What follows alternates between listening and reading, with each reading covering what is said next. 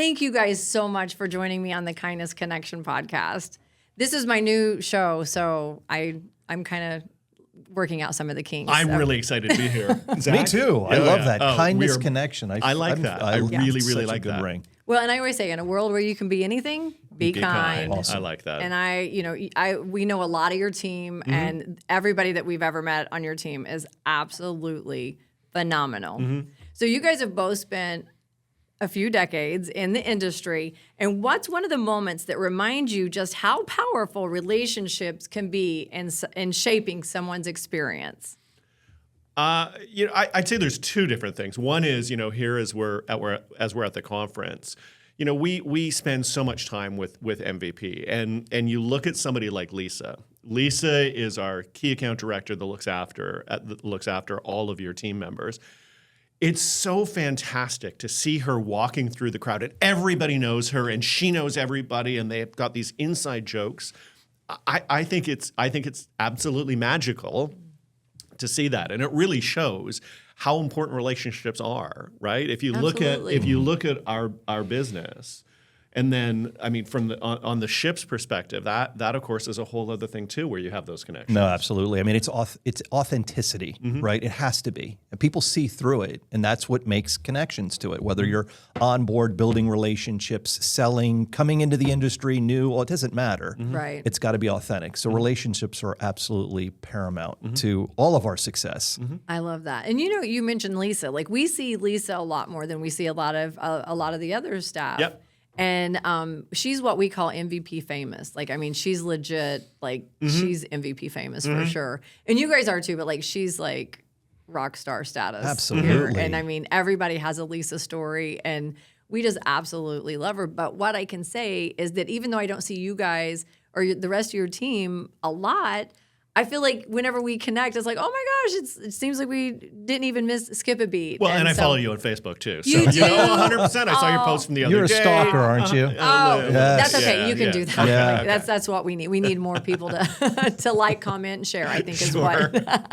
But yeah. So I think that kindness, it just it starts at the top, and then it just we see that through all of your team, and we really appreciate that. Thank you. We see it in your culture too. What a culture you've created in kindness, and that is amazing to see. So, well, we did just have a rock concert at 8 in the morning. And that we're anything but quiet, and I'm back in the back. And what you guys did this morning was phenomenal, and we really appreciate that. It was a lot of fun. thank you. Yeah. JJ's already lost his voice, I think. It was. Yeah. And so we absolutely love it. So what do you think that really separates great teams from average ones in the travel industry? And I'll start with you this time. Great team, it's collaboration, communication.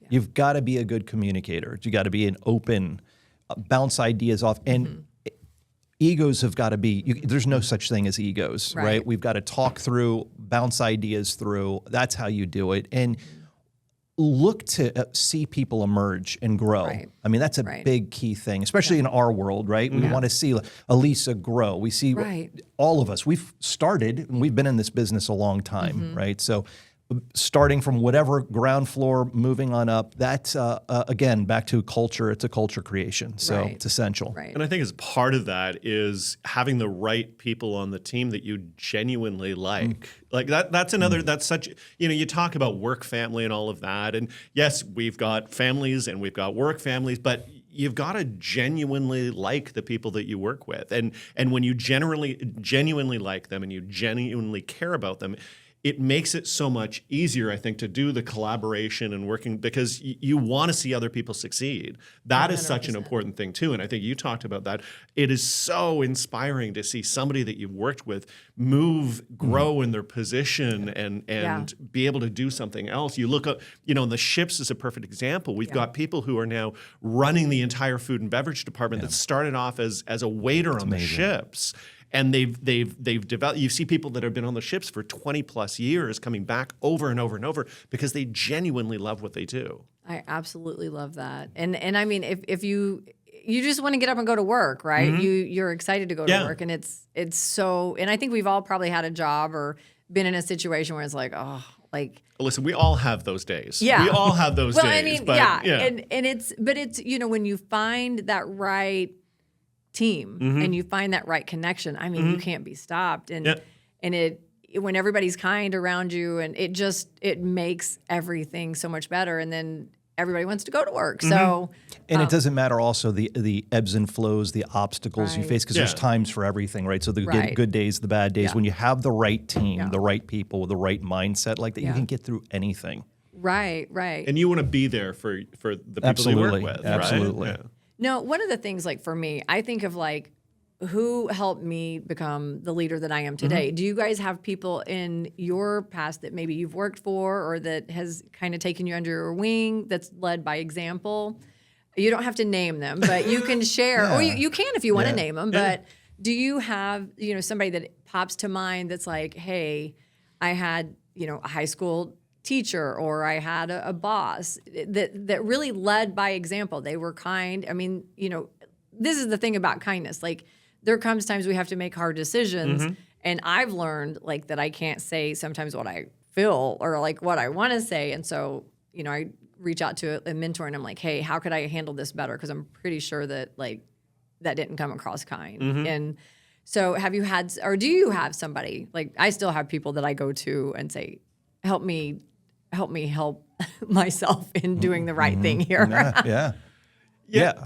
You want to take that one? Sure. Or I mean, there's several that I can think of. I think back 5 years ago when we were in that weird situation where I had a boss who, she was really, really inspirational. She would, and I saw her develop as well, and she was very focused on developing the team.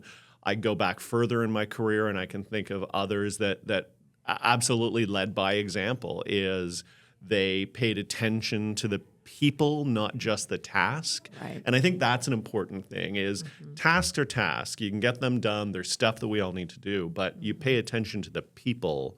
100%. And that's what gets the job done at the end of the day. Because you've got people that want to come to work. And so I've got, I again, there's not one for me. I can think of different people that have given me inspiration throughout. Right. I don't think you ever forget people who believe in you, right? Those people that actually instilled belief and built confidence in times where maybe you didn't even have the confidence in yourself.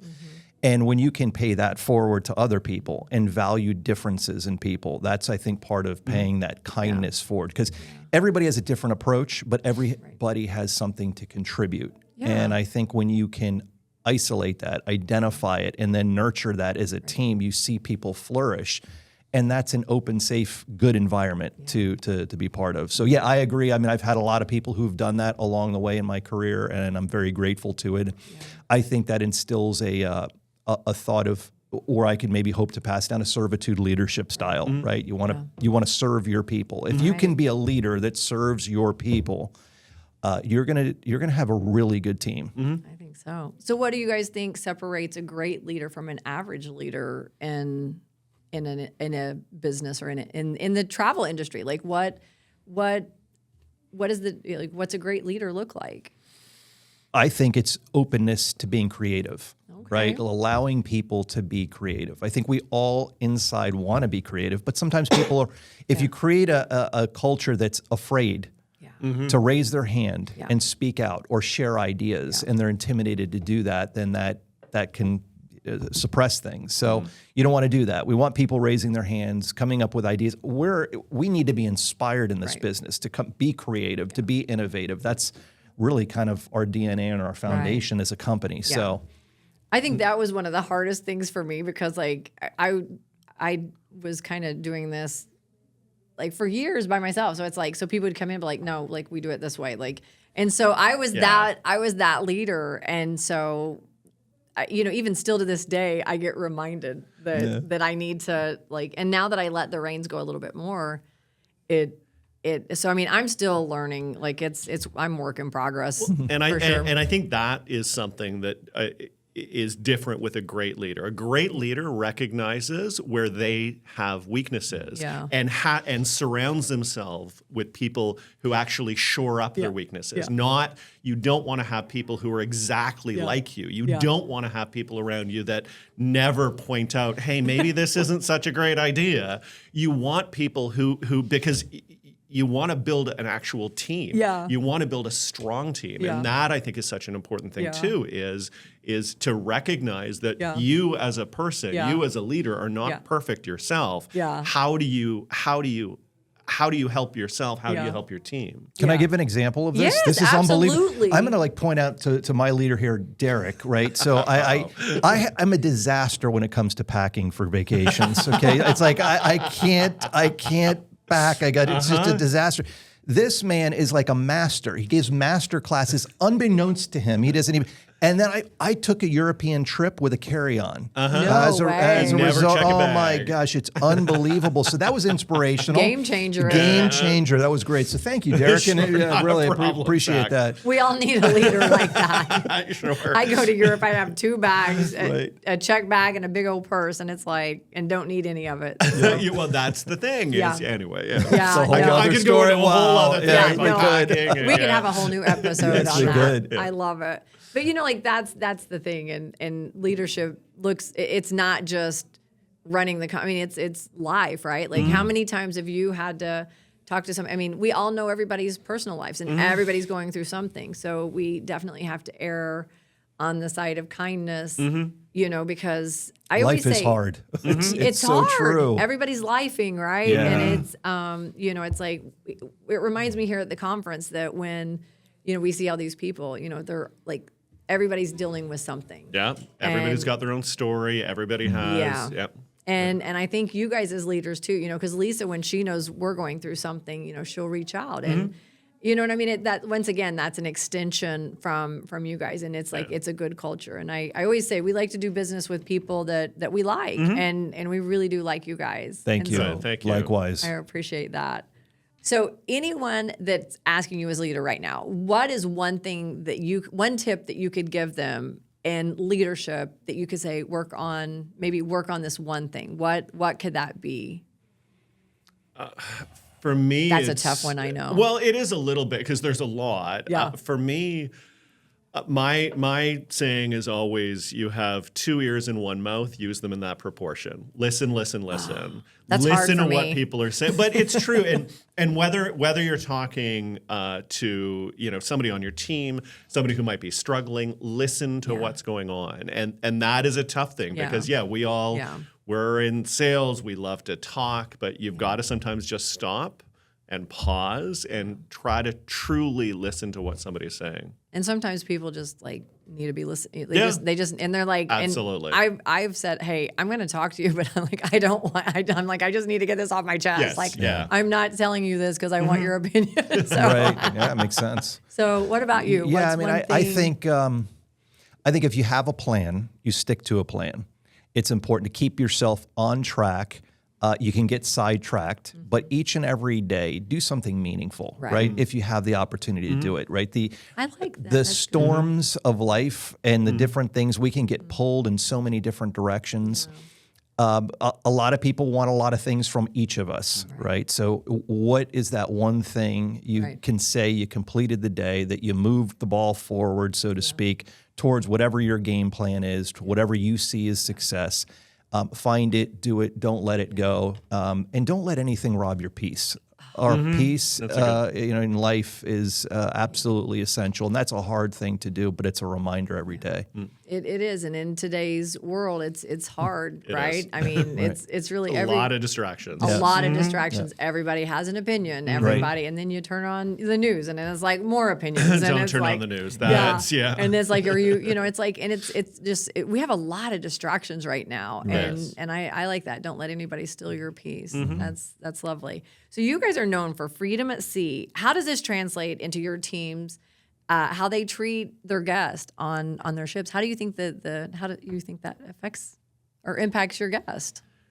I mean, you look at how the cruise experience is built on board our ships. Yeah. You take a look at something like the Luna, where when we started the whole idea of freestyle cruising, we got away from the very structured dining. We got away from all of that. You look at the ships now that have got dozens of different food options, where we've got, instead of just one big show, multiple smaller venues happening at various times throughout. So it really translates into people sort of having their vacation their own way.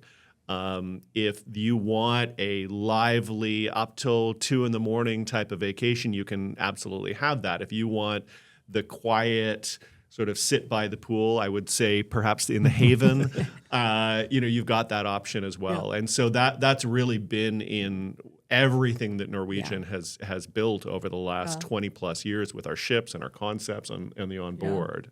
Yeah, I mean, I agree. I can't say it better than that. The freedom and the flexibility to have a vacation the way you want, right? Making things easy, not having to think about so many things. I mean, life is so busy, and the time we have on vacation is so fleeting. Yeah.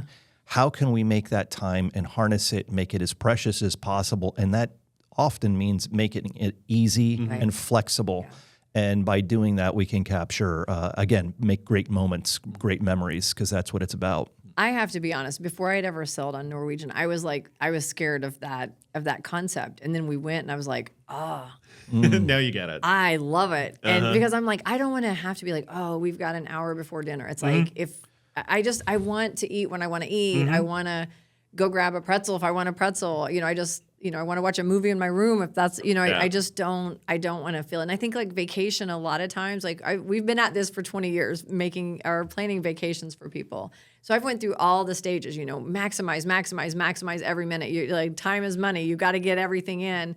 And now I'm a grandma and I'm like, okay, if I do 2 things on the ship that I have, I'm excited. It's about time with your loved ones, right? It's about time with your family. Right. It's not about, we live every day, Monday to Friday, 100%. Structured lives where we've got stuff to do and we've got appointments to keep. It's nice to be able to go on vacation and just take a breath. Yeah, I love that. So what is one thing that Norwegian Cruise Line does to make their guests feel seen and heard? I would probably have to say just in the way that we build and plan our ships is one way of doing it, right? So I think a good example of it is we focus in, like, one element of our cruises is solo travel. Yeah. We wouldn't have built and put such a commitment into that if we hadn't heard or thought of what people are looking for. So here we are, we have solo travelers, and they're seizing the moment right at the time and saying, look, I'm not waiting. Yeah. I don't have time to wait. Right. I'm going on my vacation. I'm checking things off my bucket list. So we zoned in on that, and then taking it up a notch to say the Haven. It's thoughtful. It's taking attention, careful detail into things. Again, appealing to a multi-generational audience, diverse experiences, diverse interests, and I think it captures it all really well. And you know what? It's funny, we talked about that freedom and how it's like hard to get used to. Yeah. We could have never pulled that off in a hotel, telling people, oh, you have to be somewhere at a certain time, right? It's on a cruise ship that it took a little bit of a mind shift change, but I think we've been able to pull that off successfully over the years, and it really works beautifully. 100%. I mean, we love the freedom of it. Yeah. And I'd go another part of that is the crew themselves on board our ships. I've noticed our crew seems genuinely happy to be on board. And that is a deliberate decision on our part to really, really make sure that our crew on board, they're happy, that the contract lengths that they have are appropriate, not too long, so they're not away for super long periods, that we actually treat them well on board, that we have food options for them so that they don't get homesick, that they've got the accommodations are good, the internet is good, because if your crew is happy, if the people dealing with your guests are happy, the guests are going to have a great experience. And I notice that in the attitudes of the crew every single time I go on board. Yeah, I love that. That's kind of my next question was going to be like, how does Norwegian impact people's lives beyond the cruise vacations? And I think like that's one way you guys do your crew. I mean, your crew. I mean, that's your... From 55 different countries around the world, And majority of them have families, and they, they're gone for extended period of time. So you have the Wi-Fi. But what's something that's happening at Norwegian right now that you guys both feel that you're both excited about? And what do you think guests are going to feel about this experience? I mean, I think the way we're constructing ships to bring some things down to some basic elements of going on a cruise that are often overlooked, right? You can go on a ship to feel like you're indoors or you're at something large or you're like in a mall or whatever it might be. But I think what we're really trying to do is create moments connecting people to the sea unlike ever before. And I think one of the big obstacles I've always heard from people who don't go on cruises is like, oh, I don't want to be crowded. I don't want to be jammed in with all these people I don't know. And I think what we're doing right is compartmentalizing our ship with different areas, venues, waterfront experiences, creating an indoor experience, an outdoor experience to just be at sea. Because there's nothing like being at sea. And I'm a cruiser. I love cruising. But that is part of what makes it very special. So I think we're building our ships specific to that. And it might be a restaurant indoors and sit outdoors. It might be a hammock or a day bed that you're sitting outside. It might be an an infinity pool on the side and just overlooking St. Thomas, when it's in port. It's absolutely just so much great opportunity to be at sea, enjoy the modern comforts, but still what's the best of being on the ocean.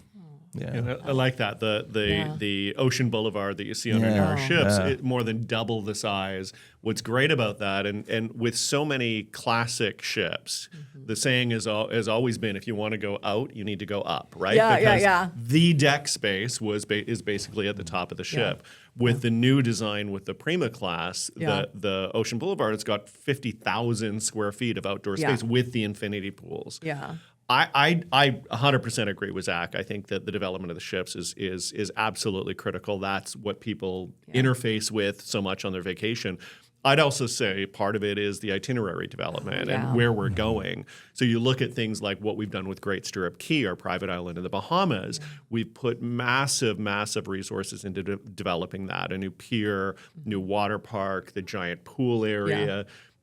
Great Stirrup Cay was always our #1 rated destination in the Caribbean, and now it's even more so. But then you also look at the itineraries like over in Europe. Some, and I think you were on one of them where we've got these what are open jaw itineraries when you're starting one place, going to another. A little bit more complicated when it comes to air. However, it gives you a much better cruise experience because you're sailing the length of one rather than a round trip. And the careful curation of the itineraries, I think, is so important. Absolutely. And also some of the other options. For the most part, people start in the Caribbean. That's their first cruise experience. They do something out of Miami or out of Port Canaveral. And then they start expanding, maybe a bit of Alaska. We've got some great Alaska itineraries. But then it's, where do you go beyond there? Right. Europe is always an option. Some of the ones in Asia right now, those are the ones that I'm looking at that I would love to, we do a Tokyo to Seoul, Korea, through sort of the southern islands in Japan. That to me would be a cruise experience, an experience of a lifetime. And to see some of those other options developing where they're actually a trip that somebody could go on. Some of the South Pacific, some of the Australia, New Zealand. I think there's so many different places. How about Hawaii? Hawaii. We never can't forget Hawaii. Places to go. Yeah, absolutely. And that's actually the biggest dilemma for me is with limited time. Where do you go? Where do you it's not so much about spending the vacation dollars, it's about spending the vacation time. So that to me is a big part of it as well, is because yes, we've got great ships, but also where did they go? Right. I love it. Well, as we wrap this up, so as we wind down, I want to ask you guys, what is something on your ships that you absolutely love? For me, I'm not an adventure seeker. I don't like heights. I don't like thrill.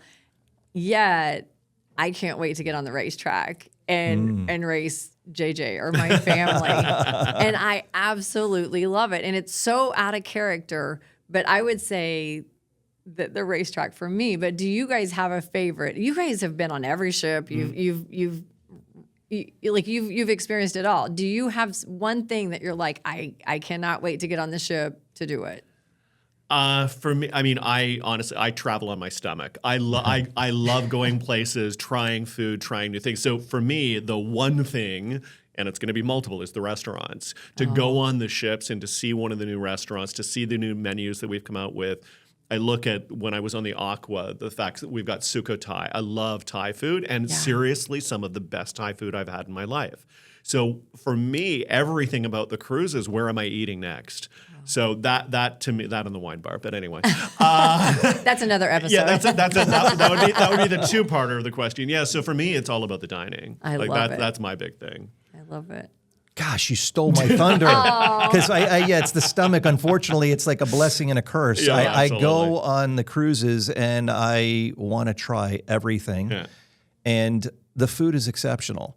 I think also being able to bring my family and raise my kids in this business Yes. and get them to experience things. My testimonial on that is my son, like, he was like 4 years old trying escargot. I mean, like, Right. how does that Who even does that? happen? Who does that? But we have that memory and that experience. And my daughter, I want the lobster ravioli, Dad. I can't wait to go on the ship for that. So one of the staple restaurants is the Bistro. Oh, We've had it ever since. It's like we were the first specialty alternative dining experience at sea many, many years ago. There's a reason for that it resonates again on the food. But I'd probably also say something that's not what I would do at home. I don't go to the spas at home, but I love going to our thermal suites at sea. The heated ceramic chairs, and I could use one of those right Oh now. my gosh, the decompression, the challenge with you cannot stay awake. I think when you're out on a sea Right. day, laying in a bathrobe, right, and getting the full spa experience and listening to the ambient music and just enjoy. I'm like, this is relaxation and This getting is away life. from it all. It is. So if I could freeze that moment in time, I would truly do it. I recommend you stay awake so you at least enjoy it. Thank you. Maybe It's a good tip. should we get you one of those thermal chairs for like your work desk? I would be completely he would on board never with work. it. Right. There wouldn't be a lot of productivity, but that's okay. You'd be like, okay, I need you guys to collaborate. I'm going into deep thought wait- right wait- now. me when I you're love done, that. yeah. I love this idea. Derek and Zach, thank you so much for coming on the Kindness Connection podcast. And we appreciate you so much. And keep on leading with kindness. And thank you for joining me today. Thank you. Thank Jamie. you. This has been great. Appreciate you.